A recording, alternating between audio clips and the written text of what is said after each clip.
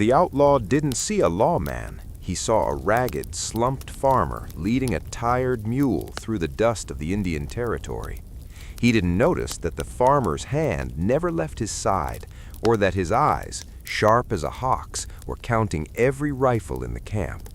By the time the handcuffs clicked, the outlaw realized he wasn't looking at a victim, but at the indomitable marshal, a man who would arrest 3,000 criminals, kill 14 in self-defense, and never receive a single scratch. This is the story of the real Lone Ranger. The air in Texas in 1860 didn't smell like freedom. It smelled of parched earth, cedar smoke, and the heavy metallic tang of iron. Bass was a man of immense physical presence, standing 6'2", with shoulders like an ox and hands that could either crush a stone or gently calm a nervous colt. But to Colonel George Reeves, Bass was merely property. The American Civil War was brewing, a storm on the horizon that promised blood. Bass was forced to accompany the colonel to the front lines. It was here, amidst the chaos of the Confederacy, that the first spark of the astonishing occurred. History records a dispute over a card game. Some say Bass beat the colonel so soundly at poker that the master's pride snapped. Others say it was simply the realization that a man who could fight a war for another's right to own him was a man living a lie. Bass struck the colonel, an act of certain death for a slave, and vanished into the night. He fled north into the Indian Territory, modern-day Oklahoma. This was a land outside the reach of the United States, a mosaic of Creek, Seminole, Cherokee, Chickasaw, and Choctaw nations. Here, Bass didn't just hide, he transformed. He lived among the tribes, learning their languages, their tracking methods, and most importantly, their mastery of the long-range rifle. He became a ghost in the brush. He learned that a man's tracks tell his entire history, his weight, his fear, and his destination. Little did he know, he was training for a destiny that would make him the most feared man in the American West. Fast forward to 1875. The Civil War had ended, slavery was abolished, and Bass was a free man farming in Arkansas with a wife and 11 children. But the Indian Territory had become a land of the damned. Outlaws, murderers, and horse thieves fled there, knowing federal law couldn't easily follow. Enter the hanging judge, Isaac Parker. He was tasked with cleaning up the territory. He needed 200 deputies, but he didn't just need men who could shoot. He needed men who knew the land, spoke the languages, and possessed a moral compass that couldn't be bought with gold. When the U.S. Marshals knocked on Bass Reeves' door, they didn't see a former slave. They saw a man who spoke 5 native languages and could hit a silver dollar from 100 paces. Bass pinned the silver star to his vest. For the next 32 years, he would carry the weight of that star across a wilderness that wanted him dead. What makes Bass Reeves' story truly attractive to a modern audience is his genius for psychological warfare. Because he was a black man in a deeply prejudiced era, outlaws often underestimated him. Bass used this to his advantage. He was a master of disguise. One week he was a wandering beggar, the next a sophisticated gambler, the next a common outlaw. In one of his most famous exploits, he pursued 2 notorious brothers. He knew their hideout was heavily guarded. Instead of a shootout, Bass dressed in old rags, hid his handcuffs and badges, and walked 20 miles to their mother's cabin. He told her he was a fugitive on the run from the law. She took him in, fed him, and when the sons arrived, they shared a meal with the very man who would later chain them to his wagon while they slept. The most heartbreaking and incredible moment of Bass's career came late in his life. A warrant was issued for a murderer in the territory. The name on the warrant? Benny Reeves, Bass's own son. While other marshals hesitated out of respect for Bass, the old lawman didn't flinch. He took the warrant. He said, "I will bring him in."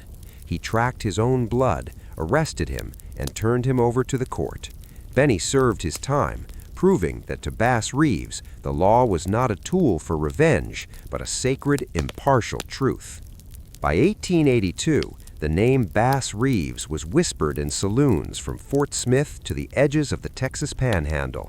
But in the Indian Territory, whispers were often followed by lead. The territory was a sprawling 70,000 square miles of lawless canyons, thickets, and river bottoms. Bass wasn't just a lawman, he was a mobile court system.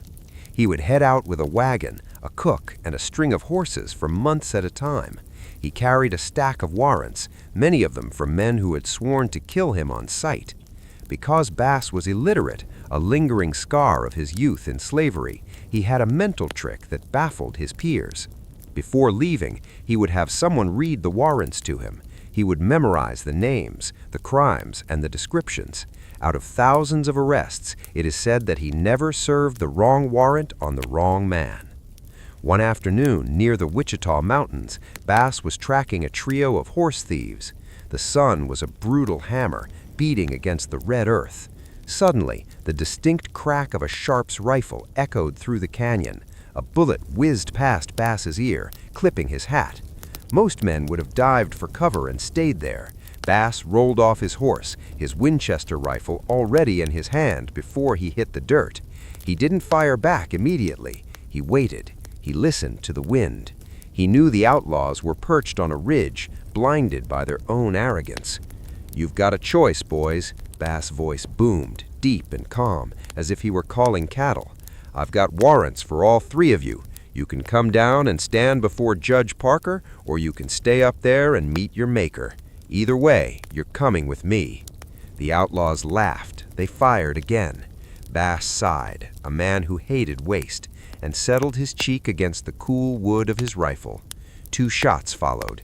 2 rifles clattered down the rocks. The third man, seeing his partners fall with surgical precision, threw his hands up. When Bass approached, the survivor looked at the fallen hat of the marshal. "You're a devil," the outlaw spat. "No," Bass replied, picking up his hat and poking a finger through the new bullet hole. "Just a man doing a job you're making very difficult." The legend of Bass Reeves grew not just from his gunfights, but from his mystery. Among the Comanche and Pawnee, he was respected as a shadow hunter. There is a story, part history, part folklore, of a time Bass had to track a fugitive into a sacred area where the local tribes were hostile to federal interference. Instead of riding in with a posse, Bass went alone. He didn't carry his badge on his chest. He carried a peace pipe and a gift of tobacco. He sat with the tribal elders, speaking their language. He didn't demand the prisoner. He explained that the man had brought bad medicine to the land by spilling blood. By the end of the night, the elders didn't just give him the fugitive, they gave him a gift, a small polished stone they claimed would protect him from lead. While Bass was a devoutly Christian man, he kept that stone in his pocket. It became part of the Bass Reeves aura. Outlaws began to believe he was invincible. In the Old West, fear was a better handcuffs than iron. If an outlaw believed he couldn't kill you, he was halfway to surrendering. In 1884, Bass was tasked with bringing in Jim Webb, a notorious high-stakes gambler and cold-blooded killer.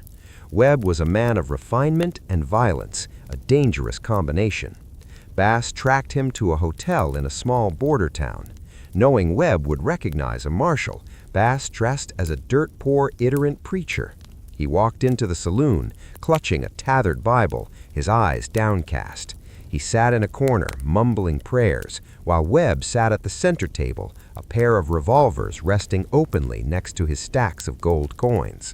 For 3 hours, Bass played the part. He watched Webb's tells. He watched the way Webb's right hand twitched when he was annoyed. When the sun dipped below the horizon, casting long, distorted shadows across the floorboards, Bass stood up. The preacher walked toward the gambler. "Son, the Lord says your time is up, and Judge Parker says the same." Webb went for his gun. He was fast, but Bass was a ghost. Bass had a sawed-off shotgun hidden under his heavy coat. Before Webb's pistol cleared the leather, the twin barrels were pressed against his chin. "Don't," Bass whispered. Webb looked into Bass's eyes, eyes that had seen the horrors of the Civil War and the lawlessness of the frontier, and he saw no hesitation. Webb let go of the gun. "I heard about you, Reeves. I thought you were a myth. I'm real enough," Bass replied, clicking the cuffs. Life for Bass wasn't all glory. As a black man in a shifting America, he faced enemies within the law as well as outside. In 1886, Bass was accused of murder himself, the killing of his camp cook, William Leach. The prosecution claimed it was a fit of rage. Bass claimed it was an accident while cleaning his gun.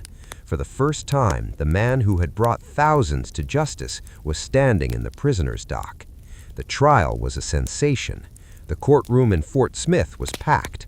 Proponents of Jim Crow laws wanted to see the indomitable Marshal hang, but Bass's reputation saved him.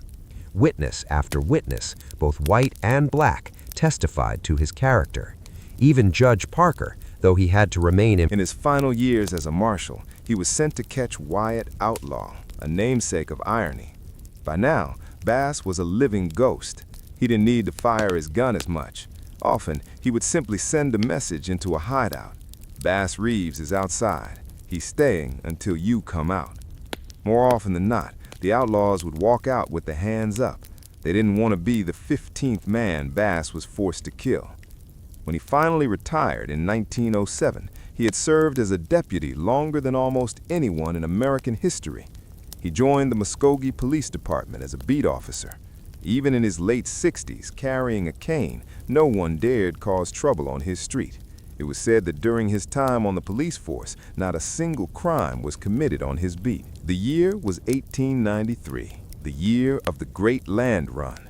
Thousands of settlers were pouring into Oklahoma, desperate for a piece of the American dream. But where there is new money and new land, there is new blood. A gang known as the Canyon Crew had taken over a series of limestone caves near the Salt Fork of the Arkansas River. They weren't just thieves, they were organized. They had scouts, telegraph interrupters, and a list of lawmen they wanted dead. Bass Reeves was now 55 years old. His back was straighter than the barrels of his Winchester, but the world was getting louder. The Wild West was being strangled by civilization, yet the Salt Fork remained a pocket of pure ancestral chaos. Judge Parker summoned Bass to his chambers. The room smelled of old parchment and tobacco.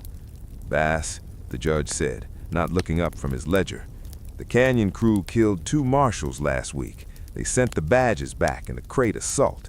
No one wants to go in there." Bass adjusted his wide-brimmed hat. "I don't need no one, Judge. I just need a fresh horse and a bag of flour." Bass knew a direct assault was suicide. The caves provided the gang with a 360-degree view of the valley. Anyone approaching would be picked off by long-range buffalo rifles before they could draw a pistol. Bass decided to play on the one thing every outlaw has in common: greed. He didn't ride in as a marshal. He arrived in a battered, creaking freight wagon, dressed in the grease-stained overalls of a common teamster. His legendary mustache was hidden behind a dirty bandana. In the back of the wagon were crates marked whiskey and ammunition. As he drove the wagon into the mouth of the canyon, he purposely hit a large rock, breaking an axle.